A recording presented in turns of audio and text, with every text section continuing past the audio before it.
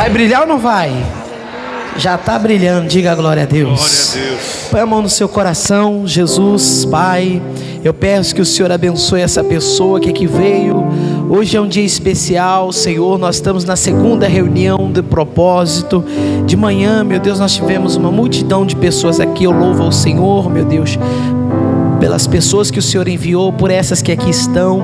E eu peço que o Senhor traga uma unção especial para abençoar essa pessoa neste momento agora, Pai, porque a Tua palavra ela é verdadeira, e eu creio, meu Deus, que o Senhor está agindo e ninguém pode impedir. Então venha, Senhor, trazer a unção de um campeão para essa vida, trazer, meu Deus, a bênção, meu Deus, que levará essa pessoa ao sucesso, à conquista maior, meu Pai. E você que crê, diga comigo, diga: Senhor meu Deus, Senhor meu Pai, em nome de Jesus, eu quero nesta manhã ouvir a Tua palavra e ser abençoado por ela. Vamos aplaudir o Senhor Deus bem forte. Glória a Deus. Amém, igreja? Olha para a pessoa que está do lado mais uma vez, dá um joia para ela, cumprimenta, diz para ela assim: olha, é bom te ver aqui, Deus abençoe a sua vida, amém? Sejam todos bem-vindos a essa reunião, sente em nome de Jesus. Estamos aqui nesse segundo culto abençoado de manhã, no culto das 7, de manhã não, que ainda estamos pela manhã, né? É o costume, o hábito. No culto anterior, tivemos uma multidão de pessoas, olha o tanto de cadeira que estão aí vazias, não é?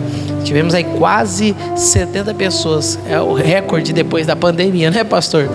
Porque nem em Santa Ceia nós tivemos tanta gente assim, mas isso é bom, sinal que o povo está tomando posse, está voltando, está pegando confiança, entendendo que é Jesus mesmo que guarda, é Jesus mesmo que salva, e assim as pessoas estão se levantando. Diga amém, Jesus.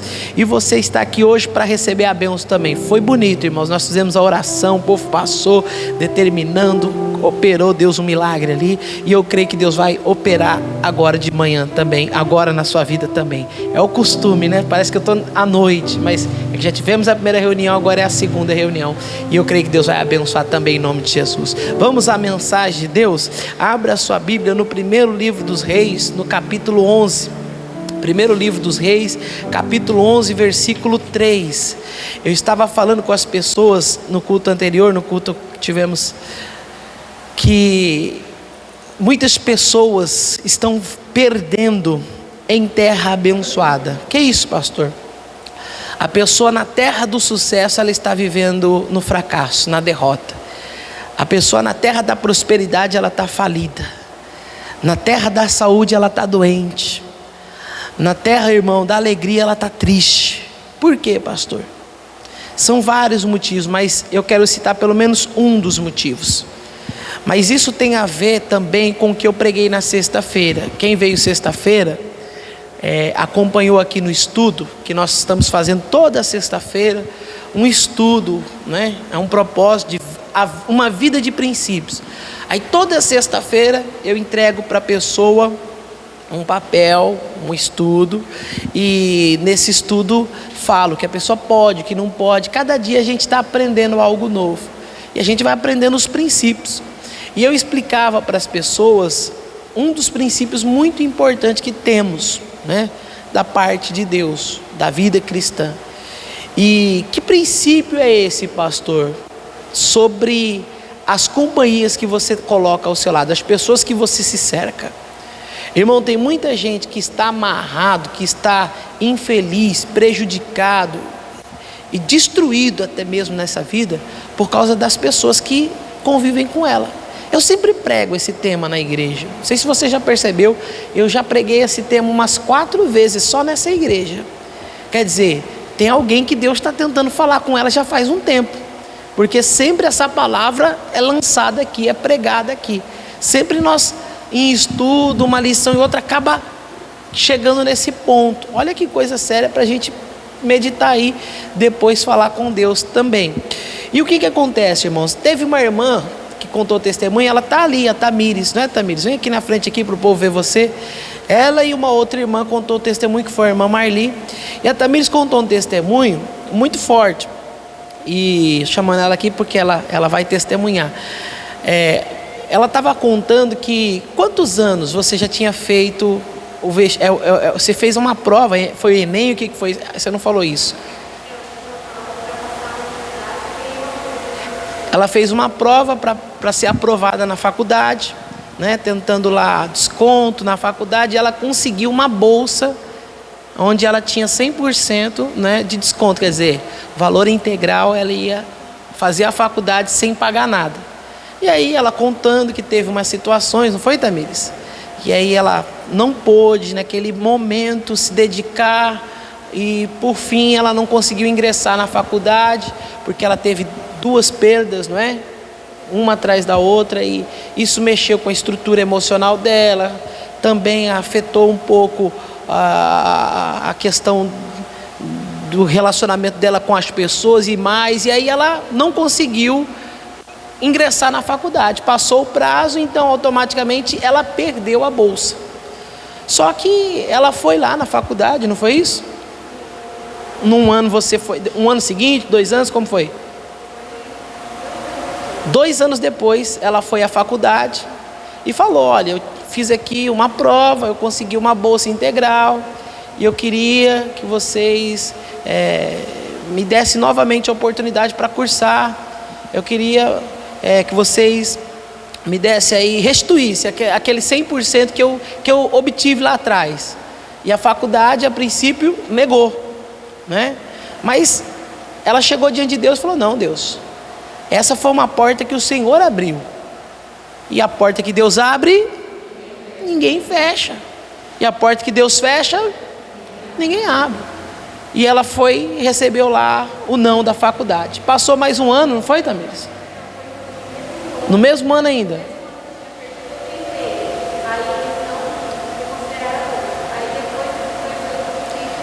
Depois de 2 anos, quer dizer, no mesmo ano ela tentou, eles não reconsideraram. Depois de 2 anos, você foi lá e falou: não, é a porta que Deus abriu, é bênção para a minha vida, eu não aceito. Perseverou, já tinha recebido não uma vez.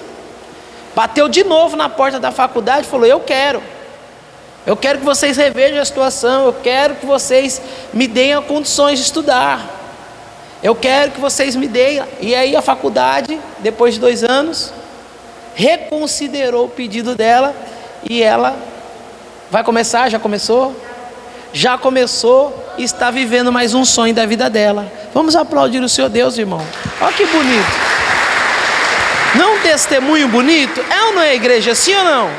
Olha o que nós aprendemos com esse testemunho: que você não tem que ficar com um não quando ele vem a você.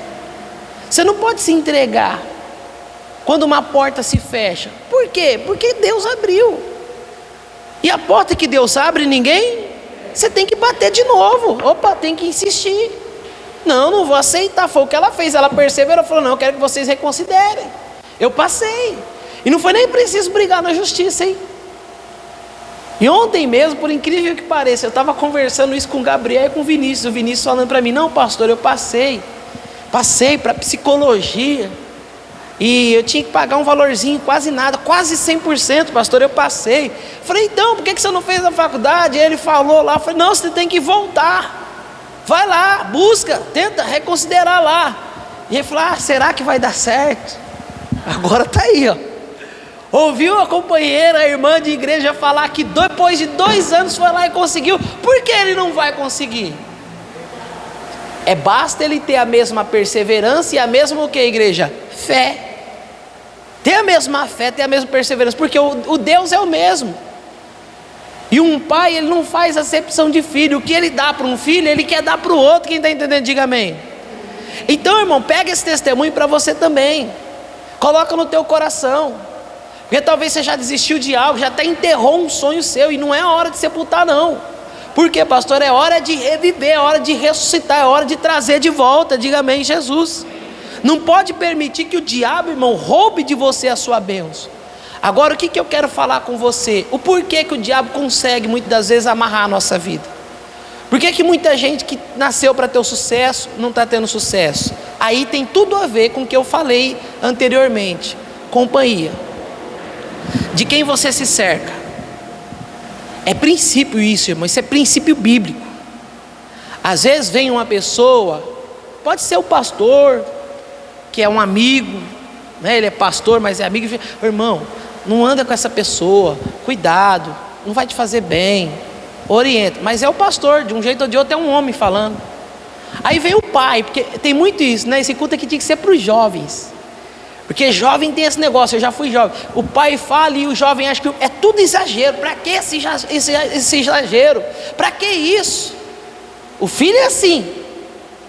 Aí chega o pai e dá conselho: olha, já te falei, não quero você, ó, não anda com esse rapaz, vigia nas tuas amizades, presta atenção com quem você está andando. Rapaz, não mãe, eu conheço ele. Não pai, para de pegar no meu pé. Não é pai. O jovem que tinha que ouvir essa mensagem hoje, não é o pai, é Deus falando através do pai. O pai está sendo só um instrumento, o pastor está sendo só um instrumento, o amigo do trabalho está sendo só um instrumento. A pessoa lá de fora, às vezes que não tem nenhuma base cristã, mas Deus usa ela para falar. Só que às vezes a gente se engana, irmão, como Paulo disse, e a gente acha que todo mundo que está do nosso lado é bonzinho, e todo mundo que está do nosso lado vai nos fazer bem, vai nos ajudar. Você tem que olhar para a Bíblia. Primeira base para a gente falar nesse assunto, porque tem que ter fundamento, senão não adianta nada, fica uma coisa humana. Então fundamentar isso aí, biblicamente falando. Não dá para generalizar e dizer que todo mundo é mal, que todo mundo faz mal. Mas eu vou te dizer, a base de estudo, 95% das pessoas que estão à nossa volta, 95% das pessoas que nos cercam, que estão à nossa volta, que fazem parte do nosso meio de convívio, isso envolvendo trabalho, casa, escola, vizinhança, tudo, família. 95% das pessoas que nos cercam, que estão à nossa volta, 95% dessas pessoas não servem para nos dar conselho, não servem para nos orientar em algo, não servem para nos dar exemplo, não servem para nos influenciar. Então quer dizer que não é geral, mas tem uma pequena porcentagem lá de pessoas que Deus mesmo levanta para abençoar a nossa vida. Porque também não é para você pegar o que eu estou falando e generalizar e falar assim: não, agora ninguém presta, e sair daqui agora com uma opinião que você não vai mais falar com ninguém, que agora todo mundo, você tem que desconfiar de todo mundo. Não, não é isso. Até porque em fundamento a Bíblia diz assim, que há certos amigos, que são mais chegados que um irmão. Eu estava falando para as pessoas que esses amigos que a Bíblia está dizendo, esses que são mais chegados, eles são como ouro. O ouro é precioso, o ouro é valoroso. É ou não é, igreja? Sim ou não? É ou não é? Mas é fácil de achar? E para achar, o que o camarada tem que fazer? O garimpeiro, o dia todo, ele fica fazendo o quê? Quem já viu o garimpeiro lá? O cara lá está garimpando, ele pega lá a peneira dele e fica fazendo. O que ele está fazendo? Ele está peneirando, ele está procurando.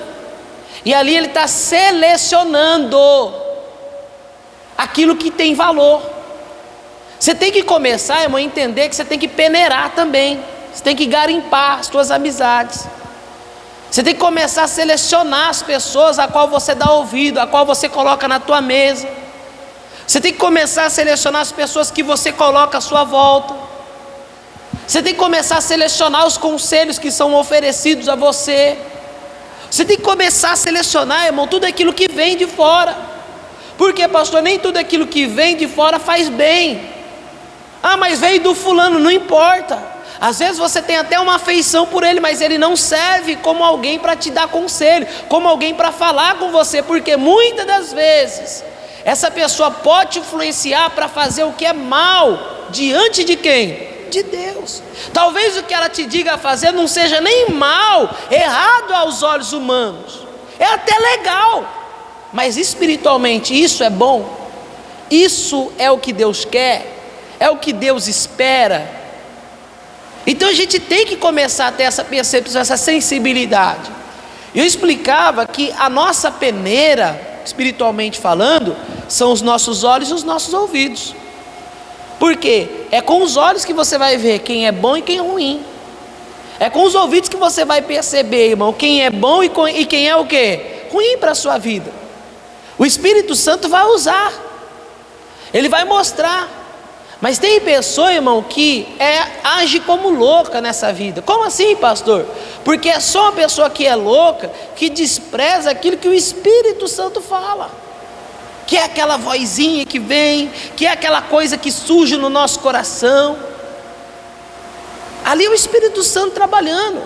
Você vê o sinal, você vê a coisa, e você fala, não, é coisa da minha cabeça, não, eu vou tirar, porque senão eu vou ficar até chateado com a pessoa, eu vou fingir que não vi isso. Não, você tem que ver. Tem que ver, tem que perceber, e percebendo, vendo, tem que agir. Por quê, pastor? Porque aquilo ali pode lhe causar dano, e dano grave. Quem está entendendo, diga amém, Jesus. Só que o nosso problema, irmão, às vezes é desconsiderar o que o Espírito diz, é desconsiderar o que Deus fala, é desconsiderar a orientação, e ir fazendo tudo errado. Não estou dizendo que toda pessoa não serve. Como eu já disse, há amigos que são mais chegados que o irmão. Na sexta-feira eu dei um outro exemplo. Eu falei que há amigos que são igual agulha no palheiro. É raridade, mas existe. É difícil de achar. Joga uma agulha no meio de um palheiro para ver. Ela está lá. Você vai ter luta para encontrar, mas ela está lá. Então tem amigo que Deus coloca. Aquela pessoa que entra na nossa vida para ser uma bênção. Tem pessoa, irmão, que entra na nossa vida e abençoa a gente tanto, de um jeito. É Deus. Eu estava falando, tem pessoa, irmão, que Deus coloca no nosso caminho para abrir porta. Tem pessoa que Deus coloca no nosso caminho para levantar o nosso astral. Tem pessoa que Deus coloca no nosso caminho para nos fazer voltar a viver, a crer. Mas tem pessoa, irmão, que entra na nossa vida, que mata a nossa fé. Tem pessoa que entra na nossa vida, que nos deixa triste. Tem pessoa que entra na nossa vida, que nos leva à falência. Tem pessoa que entra na nossa vida, irmão, só para causar dano. E isso acontece porque nós não vigiamos a quanto o Espírito Santo fala. Quem está entendendo, diga glória a Deus. Então eu vou mostrar para você, irmão, um homem na Bíblia que nasceu para reinar. Esse nasceu para ser grande. E é tão tal o que eu estou te dizendo, que quando ele chegou diante de Deus, Deus confirmou essa grandeza na vida dele. E ele falou para Deus, ele falou, eu quero, e Deus falou, então toma, eu te dou. Deus confirmou. Não era só o desejo, o chamado dele de reinar, mas era o sonho, a vontade, o projeto de quem? De Deus, era o plano de Deus. Isso quer dizer, pastor, como ele, tem muita gente aqui que é plano de Deus. Você é o plano de Deus. Deus tem na sua vida um plano. Deus tem na sua vida uma obra. Deus, ele confirmou, meu irmão, uma unção de rei na sua vida. Você nasceu para reinar. E Deus te entregou o reino. Qual é o reino? É o casamento que você tem, é a família que você tem, você reina aí. É o trabalho que você tem, a empresa que você adquiriu, é o negócio que você está envolvido, é lá aquela casa que você tem, é tudo que você tem, é o teu reino. Quem está entendendo? Só que tem pessoa que nasceu para reinar com tudo isso, mas não está sendo bem sucedido no reino que tem. Agora o porquê, pastor? Vou te mostrar, nós estamos falando de certas amizades. Vamos ver Salomão? Salomão, vocês conhecem a história, não conhecem? De quem que ele era filho? Davi. Davi foi um exemplo? Sim, foi fiel a Deus. Ah, mas Davi adulterou, pastor. Teve um momento de erro na vida dele, mas a Bíblia diz, qual é o homem que nunca errou? E Jesus diz, aquele que não tem pecado. O problema não é errar. Errar todo mundo erra, eu erro, você erra. O problema é você saber que está errado e continuar. O Davi não, quando ele soube que estava errado, ele se humilhou, pediu perdão, chorou, se acertou. Então o Davi, ele não é o pior dos pecadores, não. Ele pecou sim, mas ele não é o pior dos pecadores. Então, para você entender que ele foi sim um exemplo, a Bíblia diz que ele foi um homem segundo o coração de quem? De Deus. A Bíblia diz que o Davi foi fiel, e por isso Deus usou Davi. Deus deu para Davi muitas vitórias. O Davi começou lá de baixo, como você conhece a história. Ele veio de um pastor de ovelhas e se tornou o maior rei de toda a terra. Ele não era o homem mais rico da terra, mas ele era sim um dos homens mais respeitados da terra. Haviam outros reis mais ricos que o Davi, mas com mais respeito, com mais autoridade, com mais unção que o Davi não tinha. E o Salomão, quando ele recebeu o reino de Davi, irmão, era só ele administrar. Quer dizer, não tinha mais pelo que lutar, ele já tinha conquistado tudo, era só agora usar ali o entendimento, a sabedoria e dar sequência no reino do Pai. E o Salomão, ele quando assumiu o reino, ele buscou isso a princípio, ele falou: Deus, me dá sabedoria para cuidar desse povo tão grande do Senhor. Me dá sabedoria, Deus, para poder levar esse povo à tua presença. Deus se agradou tanto de Salomão, falou: Salomão, até o que você não me pediu eu vou te dar, porque você pediu sabedoria. Em outras palavras, você está pedindo o que um homem precisa para ser feliz, para ser bem sucedido, e Deus deu para ele toda a sabedoria do mundo. Deus deu para o Salomão uma sabedoria que nenhum homem teve antes e nem depois. Só que aí tem um problema. O Salomão, com um tempo de vida, depois de ter vivido bastante com aquela sabedoria, o Salomão, ele se perdeu. Por quê, pastor? Porque o Salomão, ele se tornou aquele tipo de pessoa que achava que não precisava mais de nenhum conselho.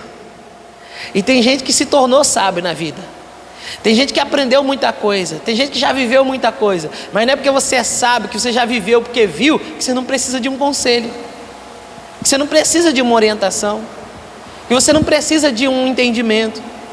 E o Salomão, irmão, chegou um momento da vida dele que ele foi vivendo assim, ó. O que ele achava que era certo ele fazia, o que ele achava que era justo ele determinava, e ele foi vivendo assim, porque ele era o homem mais sábio da terra. Só que ele se perde com tanta sabedoria.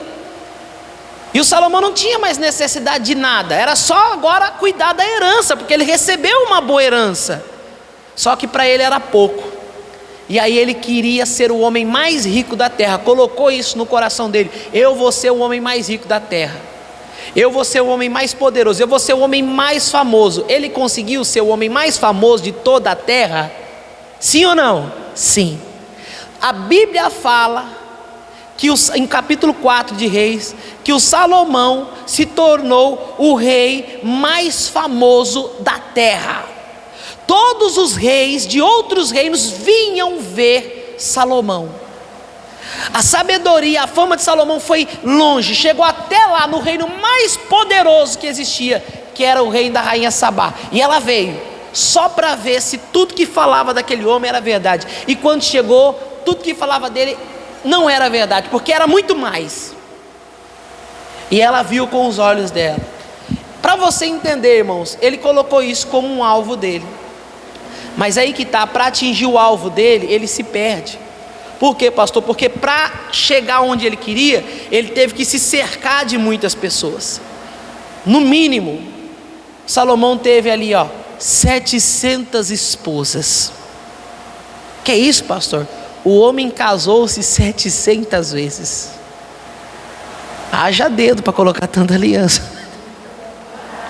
Cada dia usa uma, ou cada hora do dia vai usar uma, né?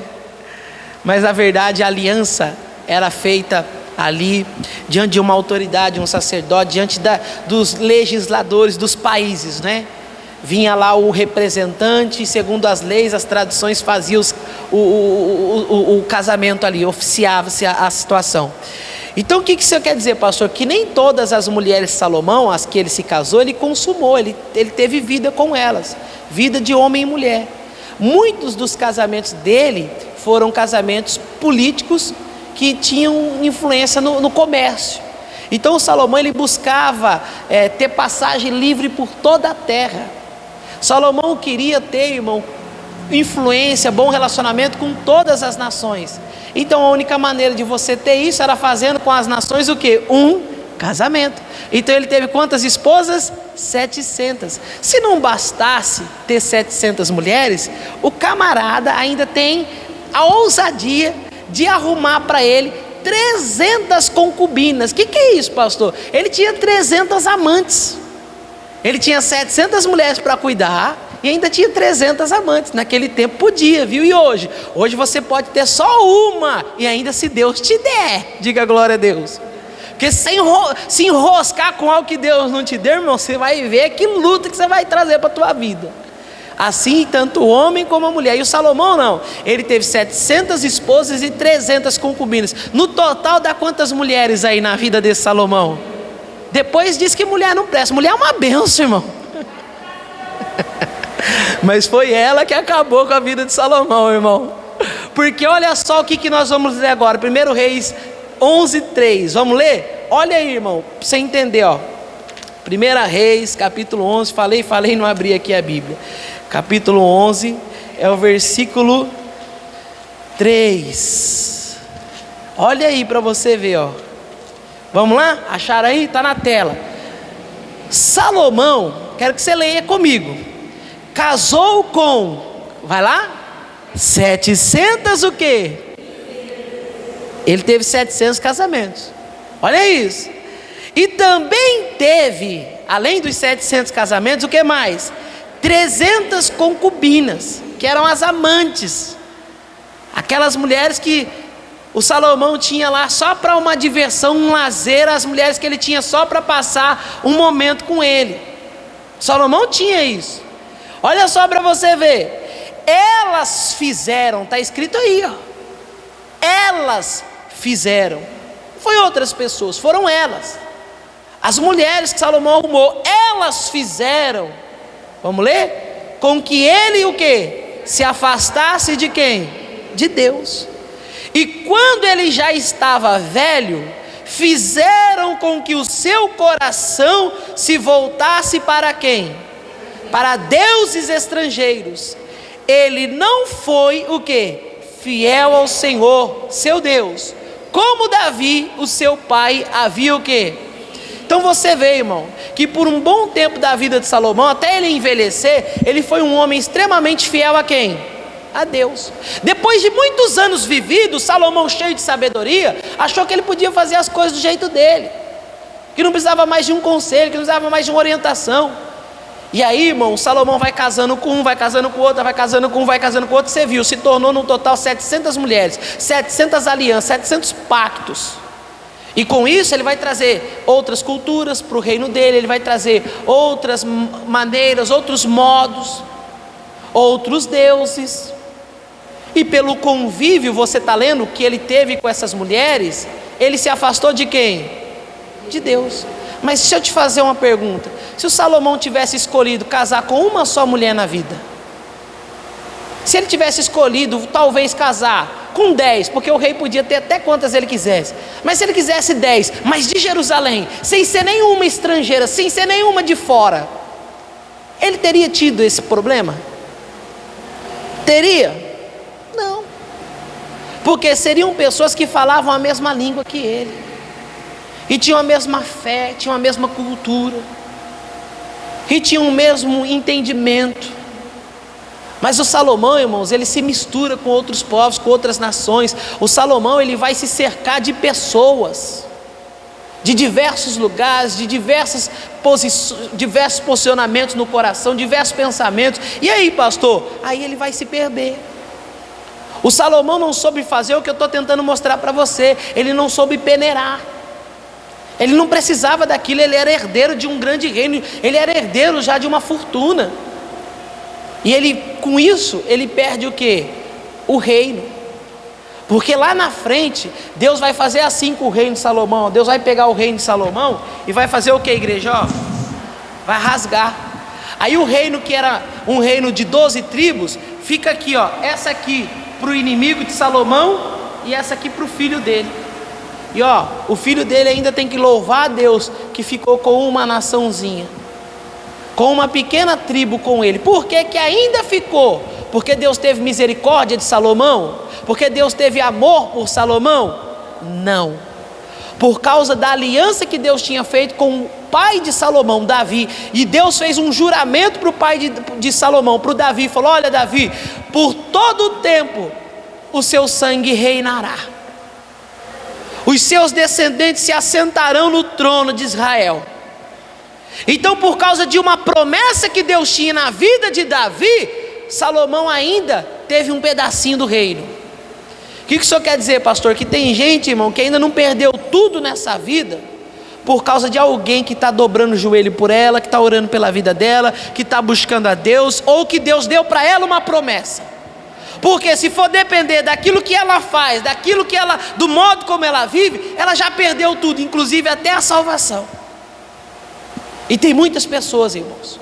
E por que, pastor, que eu não posso fazer amizade? Por que eu não posso ter? Tem gente que é opiniosa, irmão. Estava falando na sexta-feira.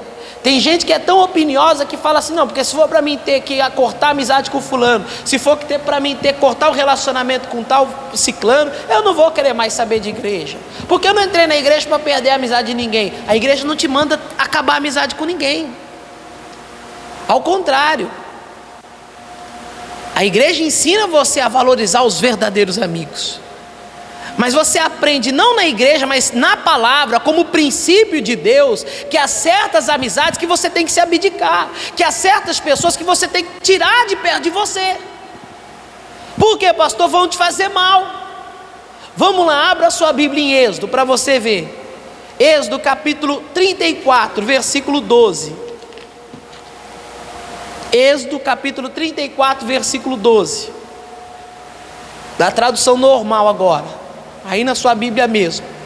Olha o que a Bíblia fala aqui em Êxodo 34, 12. Porque uma coisa é o pastor falar. Outra coisa, jovem, é a tua mãe falar. Outra coisa, meu querido, é o teu pai chegar para você e falar com você. E outra coisa é Deus vir falar com você. Quem está entendendo, diga amém. E aí tem gente que fala: não, é porque é meu pai, ele está com ciúme de mim, por isso que ele não quer que eu saia. Ele, o pai dele não deixava ele sair, não deixava ele ter uma vida, e agora ele não quer me deixar. Não é seu pai, é Deus. Deus tentando te livrar, Deus tentando guardar a tua vida, Deus tentando poupar você para viver o que Ele sonhou para você, Deus tentando garantir, guardar você, irmão, para que você mantenha o reino que Ele te deu. É Deus. Mas tem pessoa que não entende e acha que é o homem, acha que é a pessoa pegando no pé. Não é, é Deus. E aqui para você entender o que Deus vai falar, porque aqui não é o pensamento de um homem, não é o pensamento de Moisés. Moisés era o líder do povo, não era? Não foi Moisés que Deus levantou, não foi Moisés que Deus colocou como legislador, que fez as leis. Não foi Moisés, não era Moisés o guia, não era Moisés o cara que falava. Era ou não era, igreja, sim ou não? Só que muitas coisas que o Moisés falava não vinha dele. Tinha sim coisas que ele criou, tinha leis. Como essa lei, ó, olho por olho, dente por dente. Não foi Deus que criou essa lei. A lei que Deus criou é ao contrário. Se te baterem de um lado. Mas quem criou essa lei? Se está na Bíblia, pastor? Moisés. Moisés, ele, o próprio Moisés. Na verdade não, Moisés não. Moisés, ele usou essa lei que já existia antes de Abraão. Quem criou essa lei? Um rei chamado, pode até anotar para você estudar isso aí, ó. Um rei chamado Hammurabi, ou Hammurabi, porque é com H. Hammurabi ou Hammurabi. Isso eu não aprendi na teologia, não, aprendi no curso de direito. Que lá ensina que essa lei, essa é uma lei do passado. Esse rei Hammurabi, ele era tão terrível, irmão, que ele mandava serrar as pessoas no meio. Olha que coisa. A pessoa que roubava, ela era serrada no meio. Amarrava ela assim, ó, e vinha um cara com um serrote.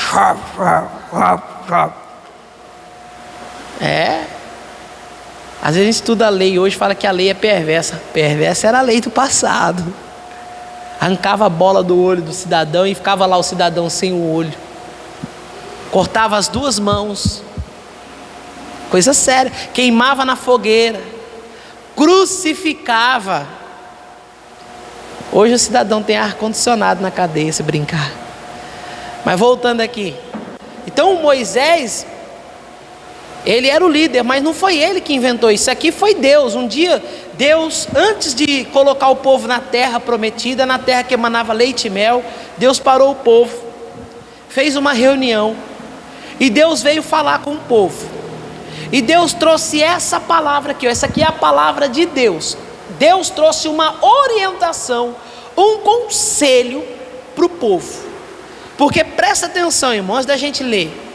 O povo vivia aonde antes de entrar na terra prometida?